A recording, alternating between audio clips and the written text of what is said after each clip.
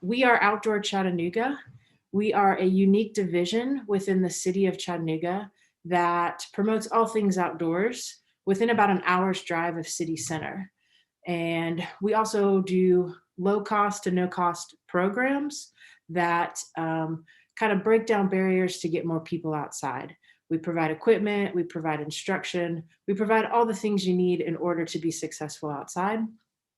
And then we also help with some of the big special events that roll through. So that's kind of what Outdoor Chattanooga does. I am Sunshine Loveless. I'm the customer relations specialist with Outdoor Chattanooga. Our awesome moderator tonight is Cole. He is a recreation program specialist. He gets to do all the fun stuff and go outside. I get to sit behind the computer and promote it. So he's got the fun job. I got the boring job, but tonight we are going to cover Paddling 101. It'll be an introduction to paddle sports. Very basic, very beginner friendly. If you've never ever seen a kayak, a canoe, paddleboard, anything like that, you're going to learn all about it tonight. And I think that's it. I kind of want to, if you want to introduce yourself, where you're from in the chat, please do. We love to know where you guys are joining us from. And I'm going to start with a poll question or two. Oh, you guys have, that was up on the screen the whole time. I just realized you guys have already answered it. I love it. Okay, so do you, have you tried a paddle sport? The majority of you said yes. That's awesome. So I have a good baseline of where you guys are starting from. So 62% said yes, 38% said no. I'm glad that I was just living on the screen that whole time. Again, we are outdoor professionals, not technological professionals. So I will stop showing that. I have another question for you guys if you want to indulge me. What type of watercraft, for those of you that do paddle, do you prefer to paddle? Love to know kind of, do you prefer the canoe? Do you the sit on top, the sit in style kayak, the paddleboard, whitewater rafting, whitewater kayaking or canoeing? Or I've never been in one. That's why I'm here, Sunshine. Teach me what I need to know. Don't worry, I will. Cool, we got 62% of you. For those of you that are sleeping or went to go get a beverage, run back to your computer right now and answer the question. We do appreciate you guys taking time out of your busy schedule to spend an hour with us, learning a new skill. We really do appreciate that. So thanks for being here. All right, 81%. I'll give it 2 more seconds. 85% are in. Cole, what's your guess? You think most people are in kayaks, canoes? Kayaks. Read your lips. I saw it. You're right. So good, like dead even between the sit-in style and the sit on top. And for those of you that don't know the difference, we'll go over that tonight. And for those of you that haven't been in anything, we will teach you what you need to know to help pick the right watercraft for you. So that's kind of the results on that. And one more just for fun. What would you guys like to learn most from this workshop? And you can pick more than one option, I think, is how I set this up. So, I have to show you the poll. All right, click all the buttons. All right, what do you guys hope to learn from this workshop tonight? What type of paddlecraft is best for me? How to find paddling locations near me? How to find people to paddle with? What gear or equipment do I need to go paddling? Where I can learn more about paddling and take an in-person class. And then what's the difference between inflatable and solid kayaks and paddleboards? Or maybe it's something I didn't list, something else you'd like to learn.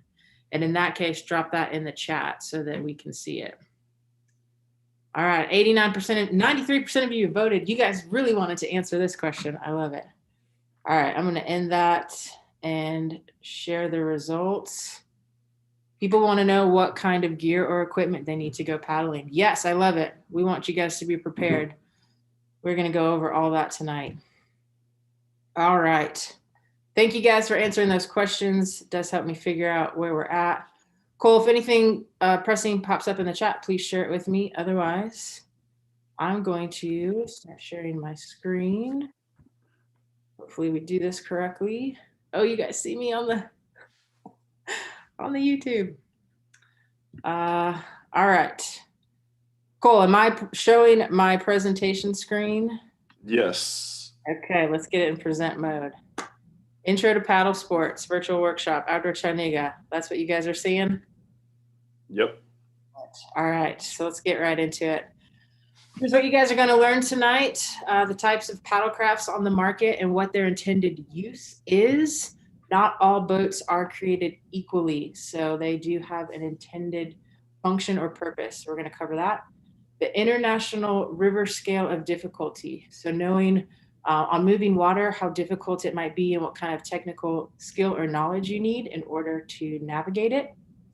Required equipment and recommended gear to take with you. Other considerations, where to go paddling. And guys, just a heads up, since we are in Chattanooga, it's going to be mainly focused on Chattanooga stuff since we are experts on all things Chattanooga outdoors. But some of the information will be nationwide, and so you can kind of do your own digging if you don't live locally. Local outfitters and paddle clubs. What type of paddler are you? So how do I decide which style is best for me? We'll open it up to questions and then give you an opportunity to put it to practice again if you live locally. So who am I and why am I qualified to teach you guys this tonight? Well, I'm Sunshine. I was a raft guide on the Ocoee River for way too long. It was the best job I ever had, but eventually they tell you to grow up and get a real one, put your college degree to use. So I did that, and then I ended up in social work for 9 years. I circled back to Outdoor Chattanooga about 7 years ago and started doing leading trips as a seasonal guide. And then luckily a full-time position opened up and I was able to become the customer relations specialist. So not leading the tours so much anymore, but definitely providing all the information and promoting the cool activities that we offer and where you can get outside and play. So I have a few years of experience under my belt and I've pretty much paddled everything possible. So the types of paddle crafts that are out on the market would range from a canoe, and a canoe can be used on flat water or whitewater, a kayak, a paddleboard, some people refer to them as SUP or stand-up paddleboard, a raft, and then you have the option to get boats or watercrafts that are inflatable versus solid. And then you have options for boats that are used in flat water situations versus whitewater situations. So let's get into the difference between them. A canoe is traditionally an open boat that you sit or kneel inside to paddle. Size of the canoe makes it great for multi-day or family adventures as well as solo travel. So this is like the original, I think, old school way. A lot of us grew up going canoeing when we were little.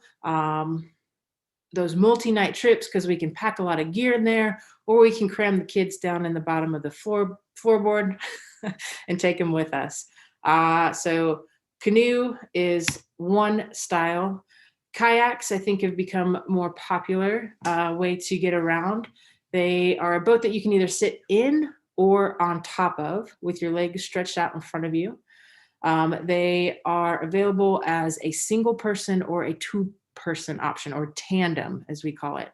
They can be used on everything from seas to lakes, flat water to whitewater. They are probably the most versatile paddling option available on the market. The top picture are sea touring kayaks, more for long distance flat water travel. And then the guy in the bottom picture is definitely on a whitewater river. He is in a whitewater kayak. Paddleboards. These is the newest, fastest growing form of paddling out there. If you haven't been introduced to it yet, it originated from surfing. It incorporates a one-ended paddle, and the watercraft itself can be used on flat water, whitewater, or in the ocean. These have come a long way since the initial introduction in the early 2000s. So stand-up paddleboarding. A raft is any flat structure or support of transportation over water. It is the most basic boat design. So it's got a No hole on it to displace water. It's just a flat bottom. They're primarily used for navigation in whitewater rivers with a big old crew helping you paddle it because it's a big old boat. They come in a variety of sizes, lengths, and ratings. So there's a couple pictures of rafts there. Most notably in our area on the Ocoee River is where you can find those being used the most. Inflatables versus solid boards. So a lot of people do ask us what is the best. The best is what works best for you, right? So an inflatable, if you have limited storage, you live in a small space, you lack transportation options on your vehicle like a roof rack or a big old pickup truck, then an inflatable may be a good option because it literally can deflate and pack down pretty small. A lot of times inflatables come with their own carry bags that you can roll around and just move them a little bit easier. Whereas a solid paddlecraft is not malleable. Obviously, you can't take it apart. Well, I take that back. I have seen some new things on the market that are these foldable kind of kayaks and paddleboards.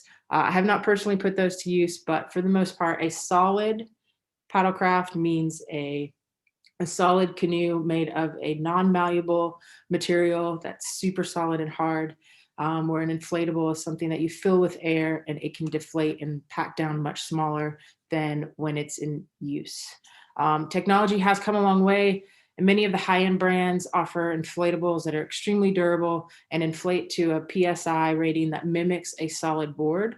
So a lot of people will be surprised when they stand on something inflatable. It feels rigid, feels like a solid board because they are able, the material is strong enough that you can fill it with enough air that it feels and mimics a rigid board.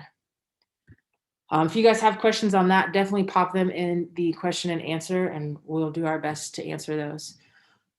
Let's talk about waterways versus watercraft. So not all watercrafts can be used on all waterways. Waterways differ from seas and oceans, so very open, choppy waters. Kayaks, paddleboards are probably the best for those, but paddleboards more for like surfing than touring across an open sea or an ocean.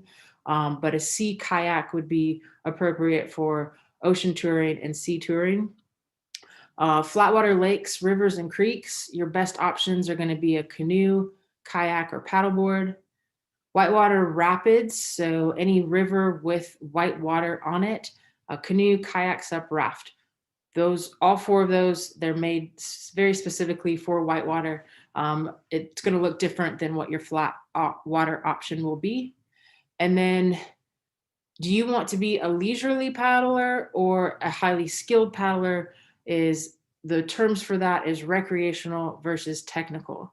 So leisurely would be like a flatwater lake, cruising around. I probably have my tasty beverage with me. I'm enjoying more of the soaking up the sun than trying to get a long distance, where highly skilled is going to be somebody that is like Cole, who loves to do class 5 whitewater and needs to have a lot of technical knowledge and skill in reading water before they get themselves in that situation. So let's talk a little bit more about rapids and the International River Scale of Difficulty. So this is kind of some terminology that many of you may not be familiar with, but all bodies of water are rated in their difficulty.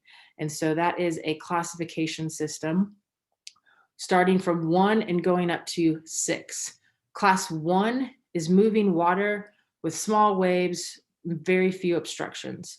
You could consider a lake, like the Tennessee River that flows through downtown. This is all going to be class 1. It doesn't require a lot of skill or knowledge in order to navigate yourself through or down it. A class 2 is going to be a slight bump up from that. Easy rapids with wide, clear channels, some maneuvering required. You're looking at getting onto the Hiawassee River here. If any of you are local and familiar with that river, it is still a very wide river, but it does have some rocks and faster moving water that creates some rapids. This picture here is actually of the Hiawassee River, and this would be considered a class 2 rapid that you are looking at. Class 3 rapid, has higher waves. It's capable of swamping an open canoe. So this person in this picture is wearing a skirt to keep the water out of their kayak. A canoe that's open, the waves would be high enough to come over that and potentially fill it with water. That's what swamping means. And a class 3 would require some sort of complex maneuvering in order to get through it successfully. Hopefully all of that makes sense to you guys. Moving up from there, class 4, 5, and 6 definitely require prior training, prior knowledge, prior skill in order to navigate those successfully. The picture here is of a class 4+5 on the Ocoee River from my raft guiding days. That's me pushing some people through Humongous and Godzilla of the Olympic section, where they do claim they have class 5 rapids. I think people out west would tell us those aren't class 5 rapids.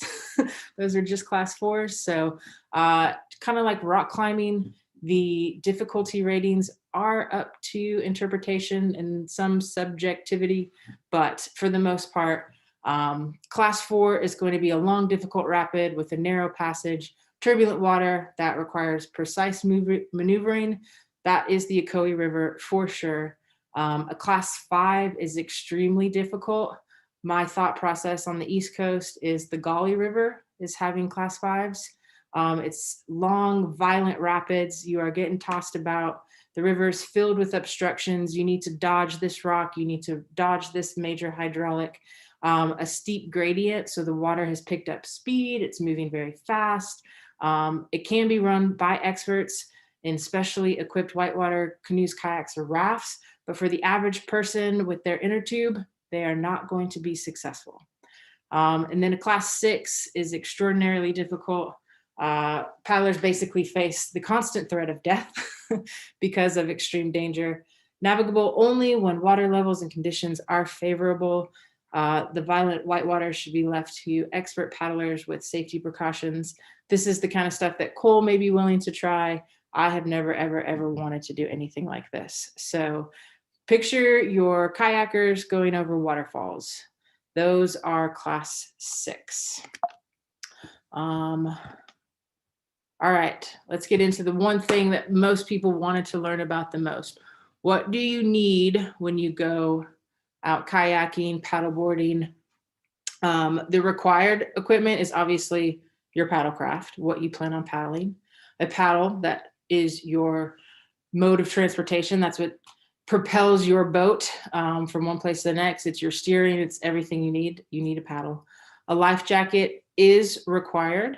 I'll get into that a little bit more. And then a whistle is also required. It's good to have that on your life jacket and available for alerting people when, if you're in a difficult situation. If you're paddling whitewater, a helmet is required. If you're paddling flat water, it is not. And then lights, if you ever plan to paddle after the sun sets at nighttime. What's recommended to make it a more pleasurable paddling experience would be prior knowledge going out, a cell phone, a map, a compass, so you know where you're going or have a route planned. Sun protection, hats, sunglasses, dry bags or dry boxes, things that you can stash your phone in so it doesn't get wet and ruined or fall to the bottom of the lake. To stash extra clothes in. If you're going to do overnight trips in your kayak, you want the bigger dry bags that you can roll down. These are specially made that keep water out. The way you roll them down and attach them, or the dry boxes have this nice rubber seal to them that keeps water out so your things stay dry. Dry top, dry pants, or synthetic clothing. You want to be wearing things that, depending on the weather and the temperature, are either going to keep you dry and warm or keep you cool if it's super hot outside. A dry top or dry pants are specially made technical equipment that keeps water out and off of you. They range from completely sealed out where no water can get in. Think of people rafting down, rivers in Alaska. where they need to stay dry. Otherwise, hypothermia is a real risk, to splash tops that more mimic a raincoat or a rain jacket that will keep the water kind of off of you and kind of repel off of you, but it's not completely seamed and sealed that like nothing can get in. So, and then synthetic clothing is always better than cotton. Cotton holds water. If it's really cold outside, it doesn't dry quickly. It doesn't wick moisture quickly. So synthetic clothing like your polyesters, your nylons, your wool, those are better to be wearing while paddling. I don't care if it's summer or if it's winter. I pretty much always do synthetic over cotton. The saying goes in the paddling world that cotton kills. That's typically for people that are in cold climates, wearing a cotton t-shirt. The rain came out of nowhere, don't have any dry clothes. I can't get warm back up. I'm shivering. My clothes won't dry because cotton just doesn't dry very quickly. So avoid cotton when you can. Spray skirt or nose plugs, these are specific to whitewater paddlers. Spray skirts keep water out of your kayak. Nose plugs keep water out of your nose. Very important things if you plan on going upside down in your kayak frequently. Neoprene gloves, booties, or pogies. These are important pieces of equipment for cold water paddling. Neoprene is a way to kind of insulate and keep your body temperature regulated, especially for those extremities that live further away, like your fingers and your toes that can't get as much blood flow. Straps, bungees, and beaners. Beaners are carabiners. Straps to tie your boat down to your car or to strap equipment into your kayak. Bungees, same concept, being able to bungee things onto your paddleboard or onto your sit on top kayak to keep it with you. And carabiners are just a nice little like easy clip option to put a water bottle nearby you or things like that. And then racks and trailers. For if you're just going to do an inflatable, you don't necessarily need a rack or a trailer, but for those solid kayaks, those really long sea touring kayaks, or those really long paddleboards, or even those rafts, whitewater rafts, you would need either a large trailer or a rack system in order to haul that to get to the waterway, set your shuttle. You can find a lot of that online through various outdoor retailers. If you guys have any questions about any of the equipment or gear recommendations, please drop those into the Q&A and we will follow up with those towards the end. What are some things that you should think about before you head out? You should think about the weather. You should think about the location and what the water level might be. You should consider state laws. You should think about river features, where you can access and get onto the waterway, and then what distance will you be paddling that day. So being your own little trip leader, thinking through what you are about to go do before you do it will help you have a nice, enjoyable experience instead of dealing with pop-up unknowns because, oh, I didn't think about how I was going to get into the river, or I didn't check the weather and there's a storm coming. So weather plays a big factor in paddling.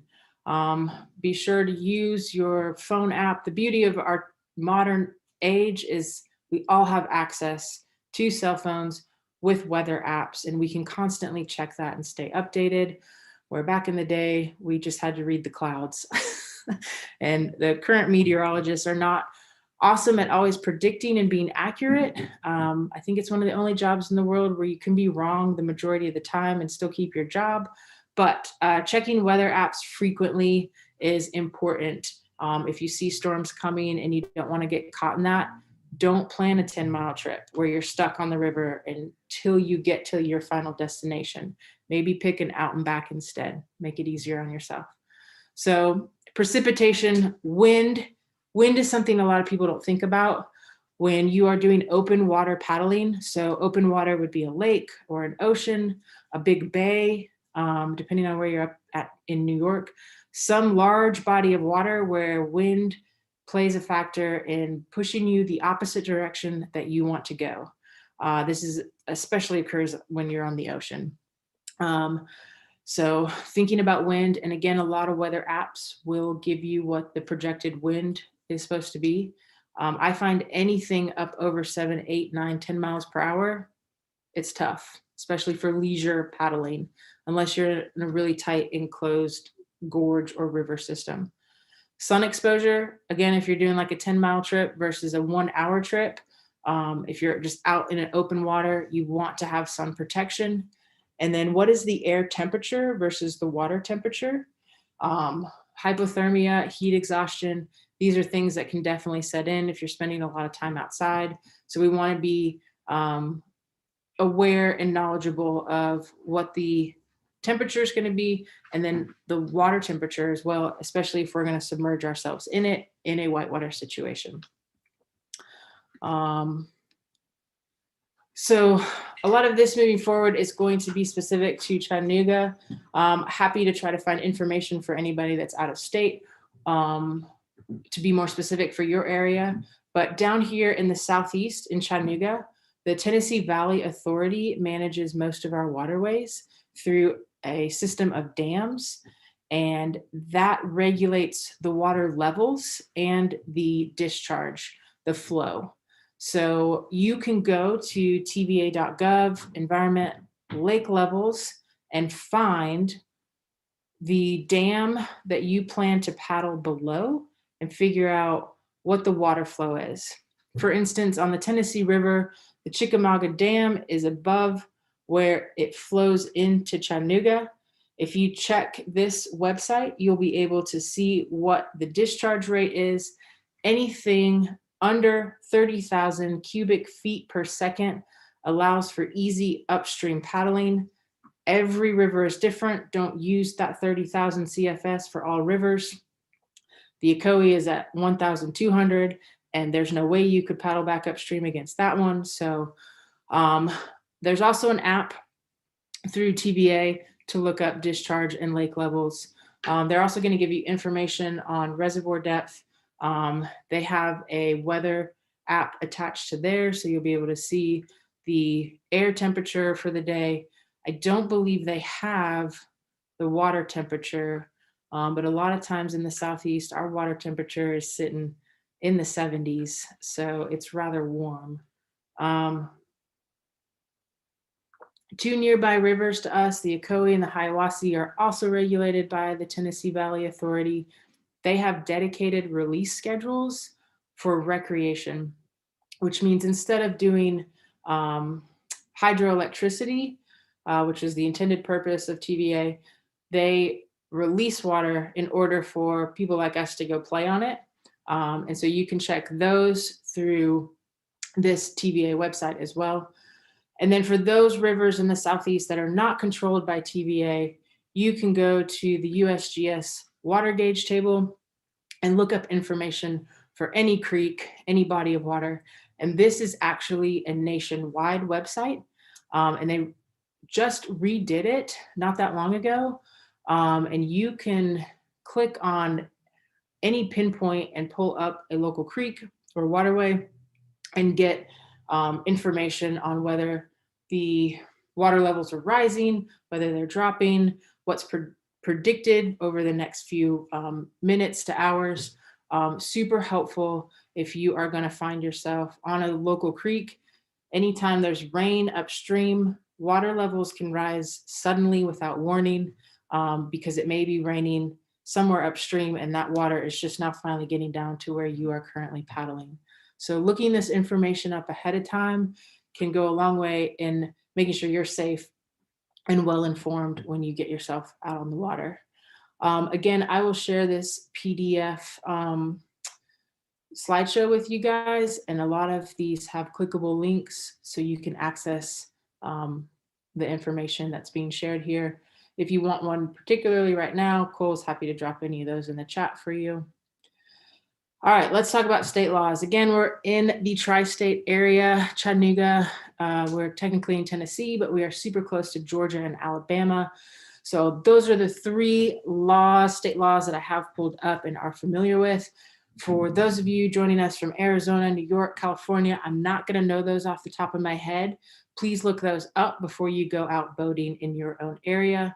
but both, or for all three of ours, Tennessee Wildlife Resource Agency, you'll see that link there, the Georgia Department of Natural Resources, and the Alabama Department of Conservation and Natural Resources, all of them require anyone under the age of 13 to wear a life jacket while boating. Doesn't matter what type of watercraft what type of watercraft. That can be motorized boat down to a paddlecraft. Anyone under 13 must wear a life jacket. Anyone 13 plus must have a life jacket on their watercraft, but we are definitely in the boat of it doesn't work if you don't wear it. We never plan to fall in accidentally, right? It happens unexpectedly. And when it does, if you're not wearing your life jacket, it's not going to do you any good. So doesn't work if you don't wear it. No one mourns if it's worn. All those phrases that all those states have come up with to try to encourage safe boating practices. We are big, huge proponents of wearing life jackets. Whether you have been paddling for 45 years, you can swim like Michael Phelps, you have 6 gold medals in the freestyle, you usually fall in unexpectedly and you never know what might happen. It's always good to be wearing it. So the last law that you guys need to know about, nighttime navigation. Not many of you will probably be paddling at dark, but just in case you do, a white light must be attached to your watercraft to make you visible to other boats when paddling in the dark. So Outdoor Chattanooga offers a few nighttime paddles, whether it's out to the bat cave or under the light of a full moon. And we always have a white light attached to our kayaks to make us visible to any other watercraft that might be on the water with us. Okay, sunshine, enough. Where can I find the place to go paddling? I'm ready to go. I got all the knowledge I need. I'm ready to go. The World Wide Web. Again, we live in a modern age. You can find just about anything you need on the interwebs. It is full of info. You might just have to spend a little time looking for it. If you're local to Chattanooga, outdoorchattanooga.com, activities paddling is your best resource for any sort of paddling in the Southeast within about an hour's drive. We even cover the Nantahala on that page. So go check that out, get inspired, get information you need to get out on the waterways.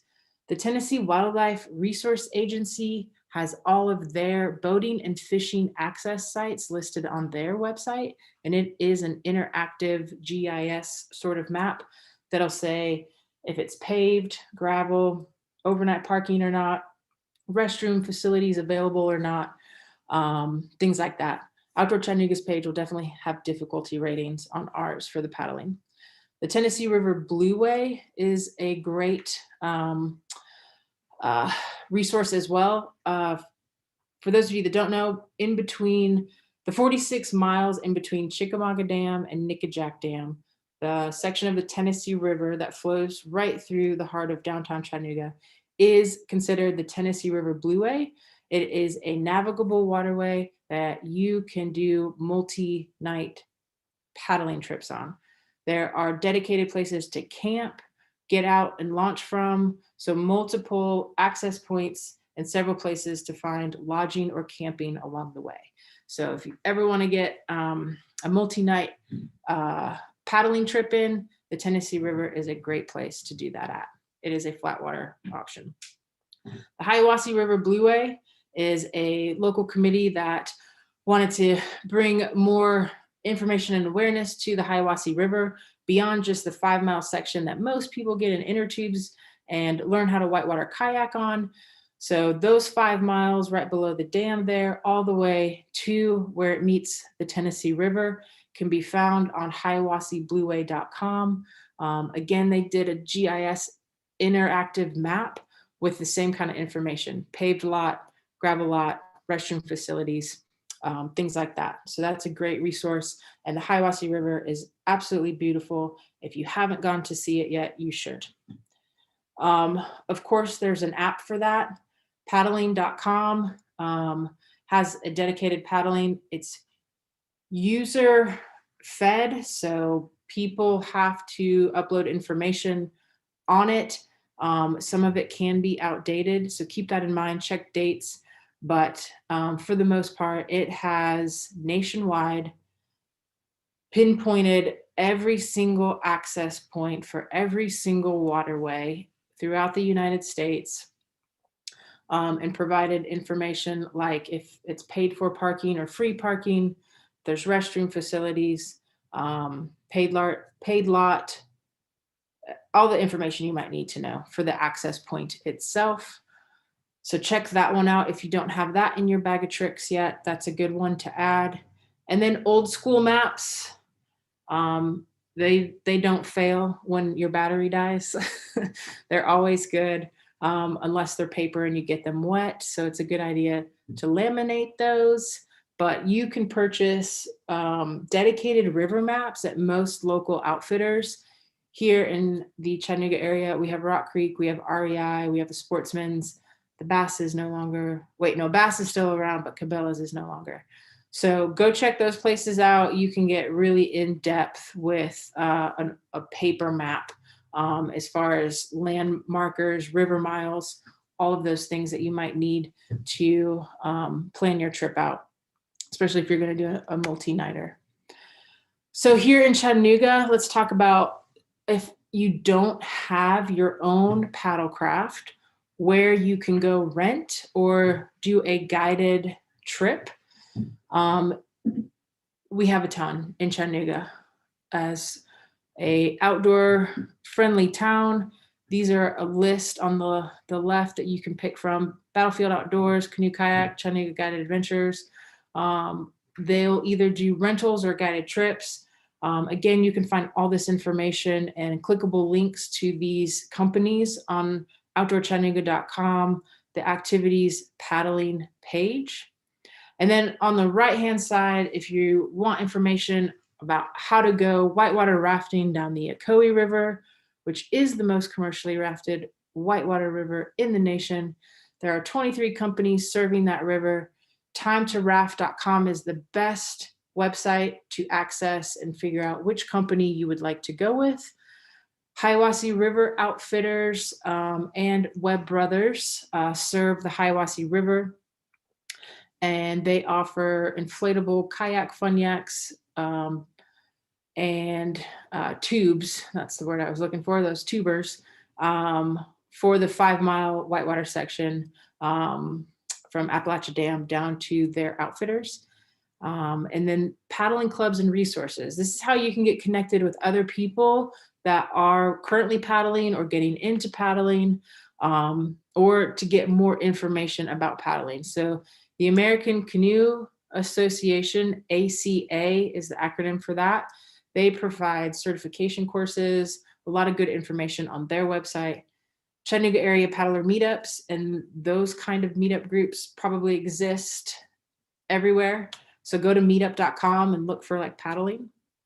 Outdoor Chattanooga, of course, we provide, again, low cost, no cost programs and activities, tours. We give you the equipment and we give you the instruction. So if it's your first time ever, Outdoor Chattanooga is a great way to get plugged into that.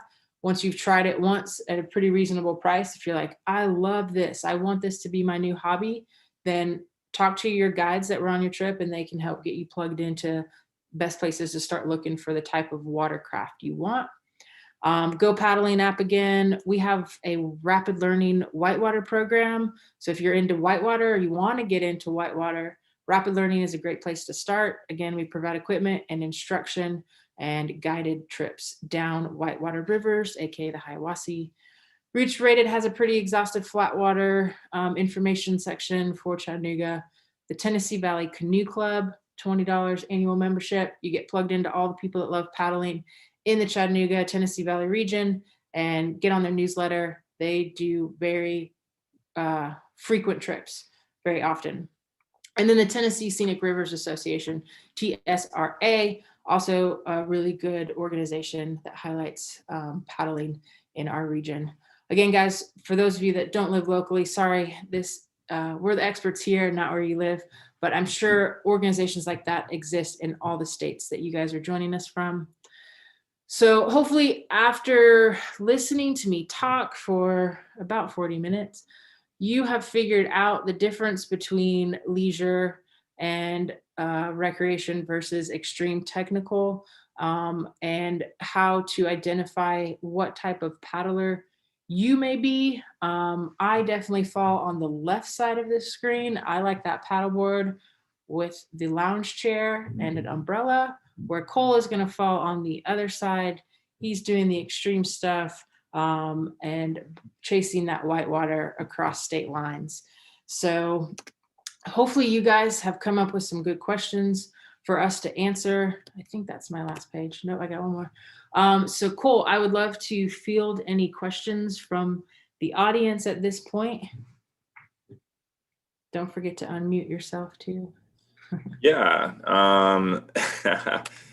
Awesome job, Sunshine, by the way. Thank you. Thank you.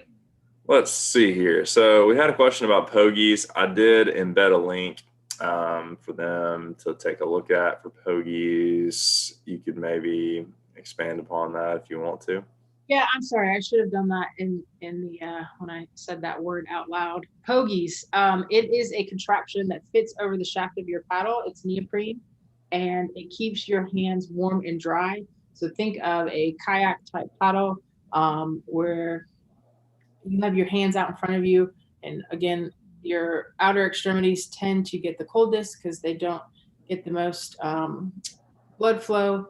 And this is a big contraption that actually holds and grips your paddle for you while your hands are nice and warm inside of that, where it attaches directly to your paddle shaft.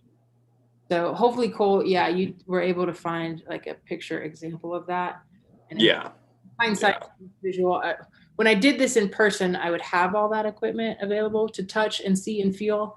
And I'm sorry that I didn't think to like put a picture of that in the slideshow this go around. Yeah, it's like a glove / mitt that fits over the shaft of the paddle and Velcro's on. So definitely good for very cold situations, cold temperatures, cold environments. So you got two more, Sunshine. Do you see them? I don't. You want me to read them to you? Yeah, please do.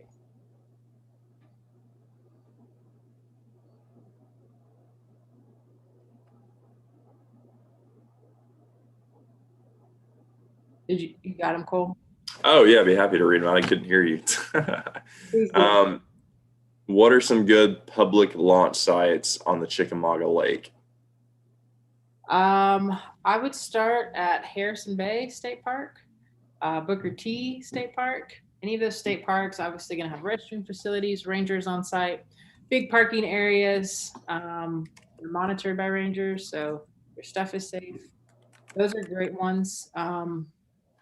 Tennessee Wildlife Resource Agency also has several boat launches, boat ramps along the Tennessee River. You can look those up on their website. And then Chester Frost County Park is another great one that is heavily used, and a nice, like, kind of protected cove inlet. So you're not necessarily in the main channel unless you want to be. You get yourself out of Dallas Bay and into the main Chickamauga Lake. So Harrison Bay, Booker T, Chester Frost are great places to look. And then the Tennessee Wildlife Resource Agency has a couple boat launches as well. If we're looking any further up, kind of where the Hiawassee meets the Tennessee River, there's, again, that's going to fall under the Tennessee Wildlife Resource Agency. So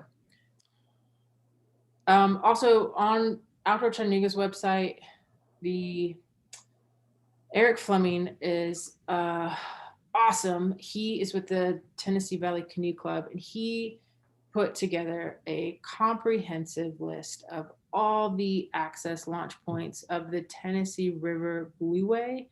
And that also encompassed South Chickamauga Creek, North Chickamauga Creek, Sequatchie River, anything flat water, nothing whitewater. So you can find whitewater on North Chick, but these were all for flat water, and you can find that. It's an interactive Google map on Outdoor Chattanooga's paddling page, kind of in the top right corner of one of the, I think it's under the guides section.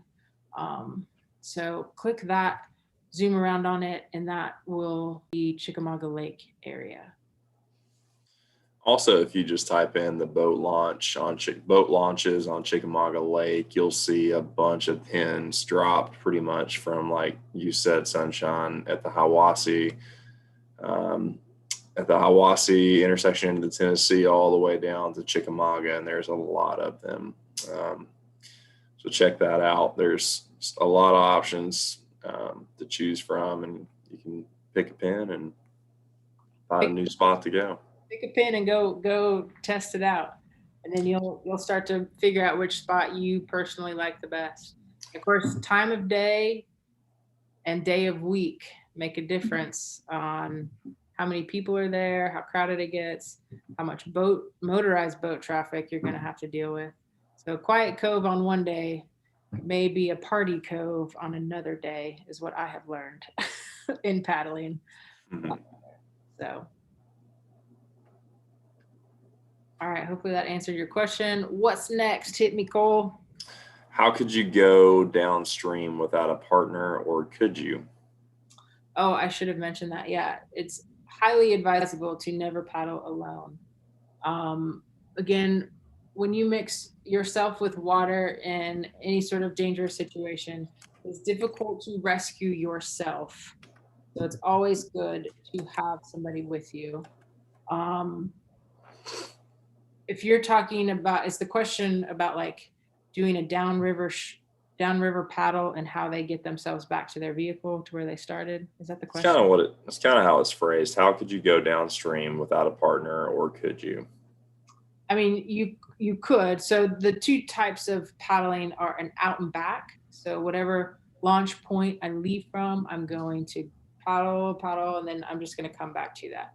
I'm going to go explore a little area, maybe do a small loop out on the lake or the river if it's a slow moving river, and then come back to where I started. So that's a way to paddle without having a secondary person to do a shuttle for you. A shuttle trip is something that you set a car at one place and a car at another place, and then you are paddling from that one car to the next. That does require advanced coordination and probably more than one person.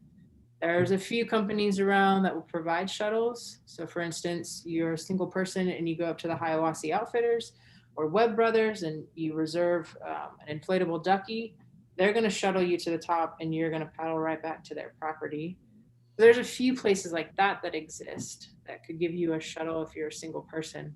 We do always recommend paddling with somebody else, just in case something were to happen. You have another set of eyes, ears, hands available to assist you. Nice. What about learning correct paddle strokes per craft? Some things on YouTube. Yeah, so this is a perfect way to jump into, or segue to jump into. Outdoor Chattanooga will be hosting an in-person Paddle Smart Intro to Flatwater Paddling class on July 29th at 6 o'clock. The cost is $10 if you have your own kayak, sup, canoe that you want to learn how to kind of be your own trip leader and paddle correctly. And then $35 if you need to borrow equipment from us. And we're using the style of kayak that you see in the picture. That is actually Cole teaching paddle strokes. So that will be covered in that class. You can always consult YouTube University. I think any skill possible has been put on YouTube at this point. If you search it, you'll find it.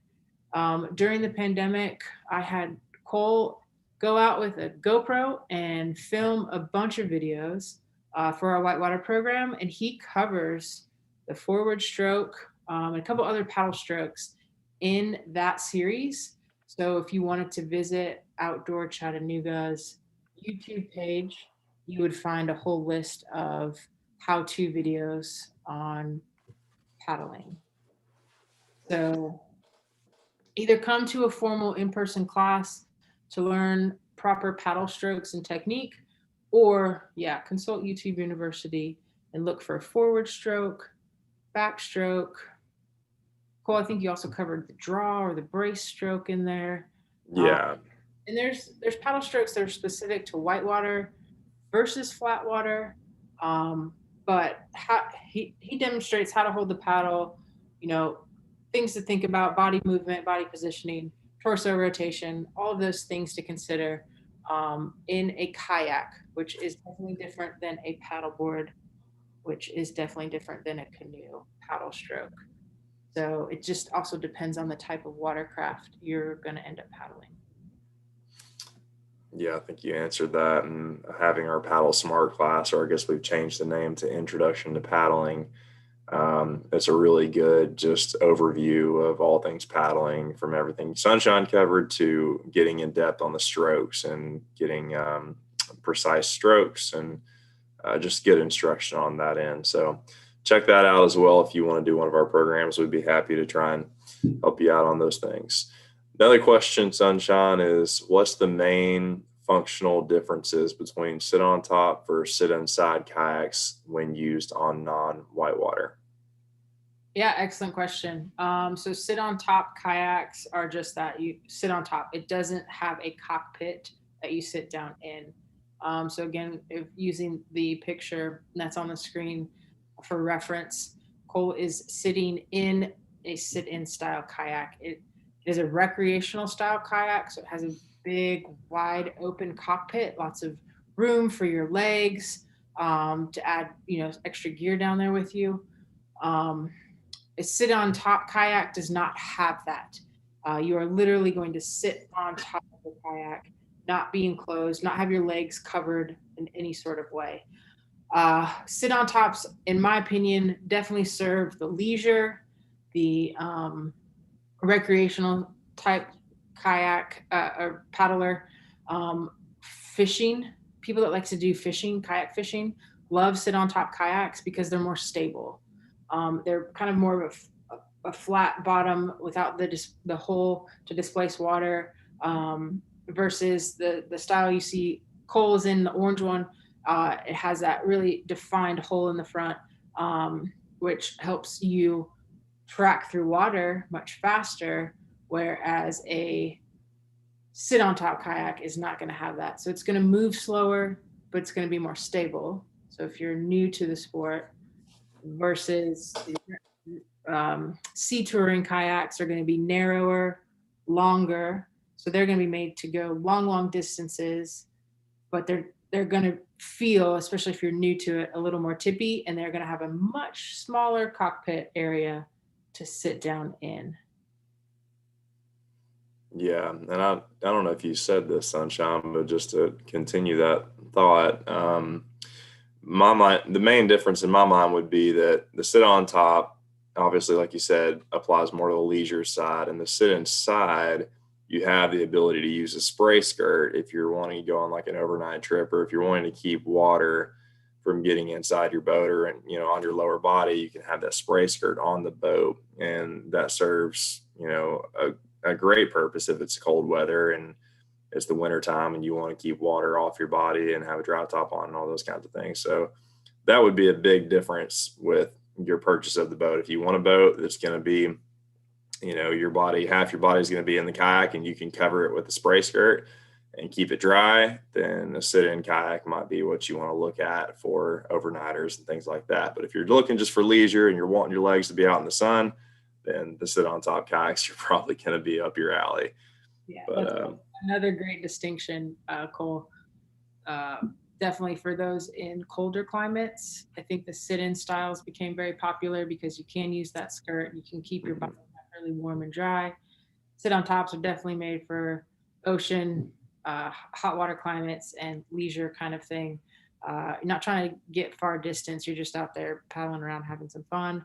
You're not worried about being cold or anything like that. So, and then the sit-in styles typically have hatches, what they're called, little compartments that you can stash gear or equipment in. These are also good for those multi-night trips, or taking your sack lunch with you, a small cooler out onto the water with you. Where a sit on top, you're just going to have this like flat base. So you're going to need extra bungees or straps to secure your gear. You're not going to have a compartment, so to speak, to fit anything into. yeah. Yeah, that's kind of it. The other question really was just referring back to something asked earlier about YouTube University and REI pages for more paddling information, but I think we've kind of covered that too. Um, yeah, that's all we've got on the board right now. Cool. Well, I mean, we're pretty close to the 8 o'clock hour, so I hope that you guys learned something new tonight that maybe you didn't know walking into this. And hopefully, it gives you the confidence to go out and try this skill. And if not, reach out to us at Outdoor Chattanooga and pick our brains. We'll be happy to provide any additional information that you might need in order to get yourself out on the water. For me personally, water is my favorite place to go. It's got healing qualities. Nature therapy is what I call it. I don't know. I just always feel drawn when I'm having a bad day or feeling super stressed out. Going and paddling on the water just always makes me feel good. It's kind of like mountain biking. It's one of the two activities I can do where everything else in the world just dissipates for a little while, which is really rare and hard to find these days. And I think the pandemic taught us all that going back outside is super helpful and beneficial to our mental and physical well-being. So the more time we can spend outside, the better.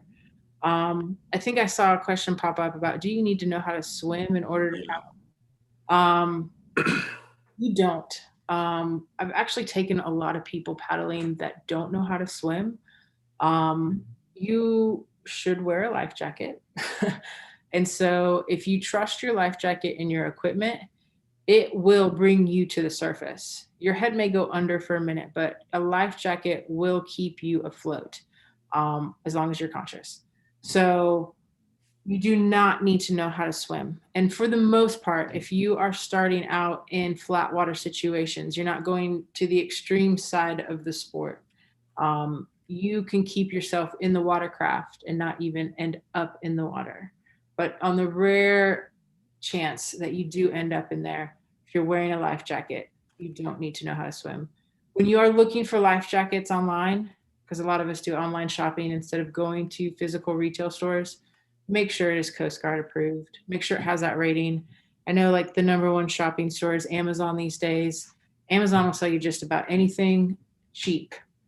Make sure it's Coast Guard approved, that they have that rating on there. Life jackets range from class 5 commercial, which is what whitewater rafting companies will put their guests in. Super big, super bulky. It's going to have a pillow on the back to keep your head afloat, all the way down to low profile type 3. I would not suggest going any lower than a type 3 life jacket. Especially if you don't know how to swim and you do plan to get into paddling.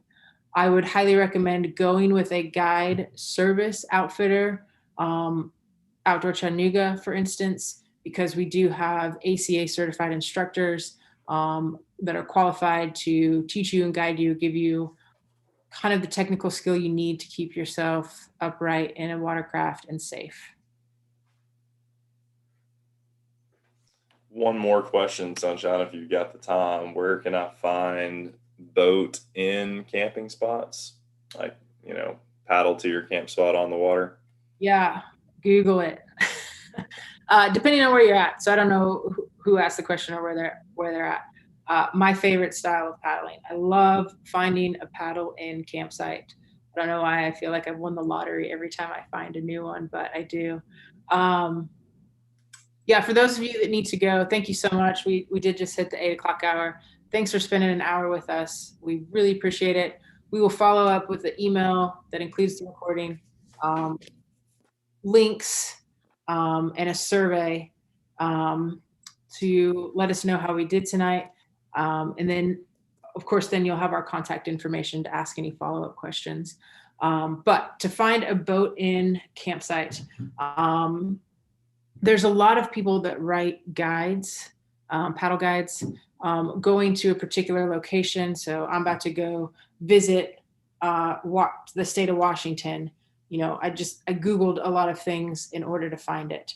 Unless you know the area really well and you know what the local resource is, what website to land on, it's kind of hard. Go Paddling sometimes has that information, but typically I look at the body of water and then I Google to see if a paddle in option is available. Um, Forest Service websites, they're terrible, but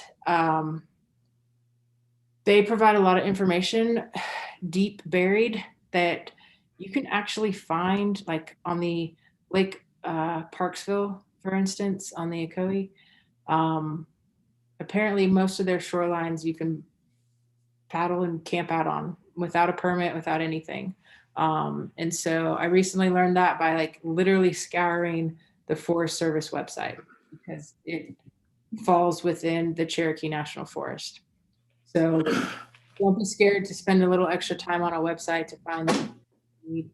Um, yeah, I've done boating in the state of Washington, boating in Carter's Lake has some in North Georgia, and done boating on Danteal Lake up in North Carolina. The French Broad has multi-night paddling information for their river. They also promote a beer, like a brewery tour, so you can paddle and like hit up several breweries along the way. But that is set up to be a multi-night. And then for the Tennessee River itself, there's several websites that showcase the camping locations along the way for those overnight boat in kind of options. So I know that's not the best answer to give you, but Google it.